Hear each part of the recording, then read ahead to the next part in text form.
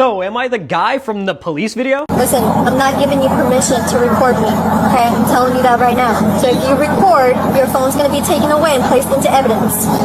Yeah, that was me, and the officer was Tatiana Levinar, and that was at Martin County. That happened almost a year ago exactly, so what's happened since then? Corruption. A lot of it. People that don't know, my girlfriend was falsely arrested, they tried taking my phone from me, recording, and so many other things that are so illegal that they did. However, all of those charges got dropped. We tried doing a lawsuit, and they just ignored it. Now, somehow this was the most viral moment of my life, which I will never understand, but so much has happened since then. Even we've went through a year of death threats and people trying to find our address and so many things. I would have thought my most viral moment would have been about one of my vehicles. Martin County is no stranger to corruption. They have done multiple false police reports, and there's multiple officers actually sitting in jail right now for falsifying police reports. What happened to us? To show you some of the corruption, typically a records request at most is a few $100s. Martin County right here, it was $10,300.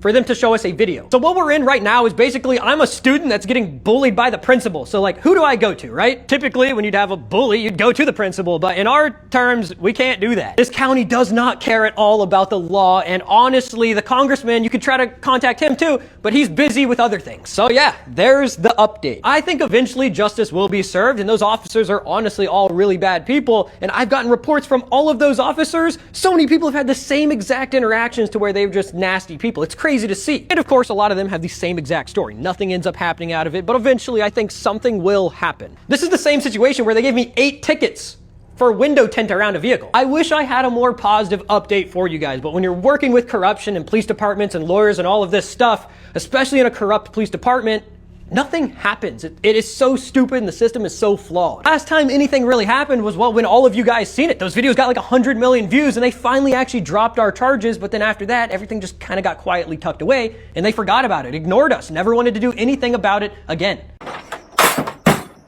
Damn, that video hit me hard because I used to be that guy. I used to drive a single cab, short bed Silverado with the big rims on it. It was a real nice looking truck, and it was red, so it stood out even more. Every month, sometimes twice, I would get pulled over in the morning, like at 7 in the morning, just like wearing a lanyard with a uniform, just the most square, the most boring.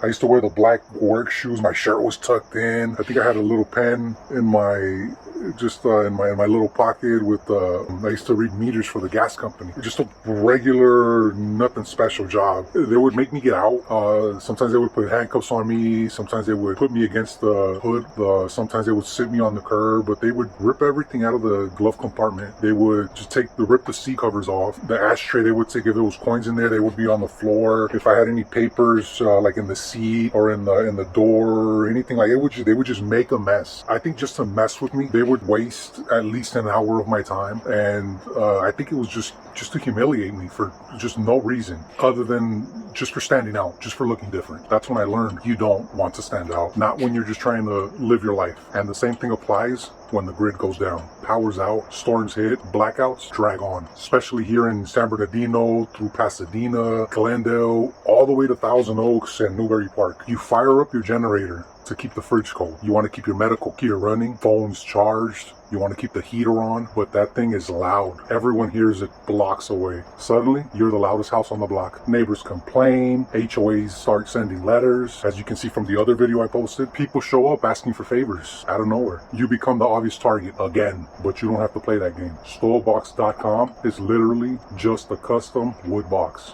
Solid, heavy duty, built to fit your generator perfectly. Slide it in, close the lid or the door, and that roar becomes a whisper. Normal conversation levels. No one knows you're powered, no drama, no attention, just your family stays good while the rest of the street's in the dark. That's the real move. Quiet control. Right now, they've got the launch price, which is honestly too low. Won't last. Go check StoaBox.com. Comment quiet home if you get it. I'll DM you a quick rundown. And if you've ever been profiled or messed with just for standing out, drop a sane below. Let's talk about it.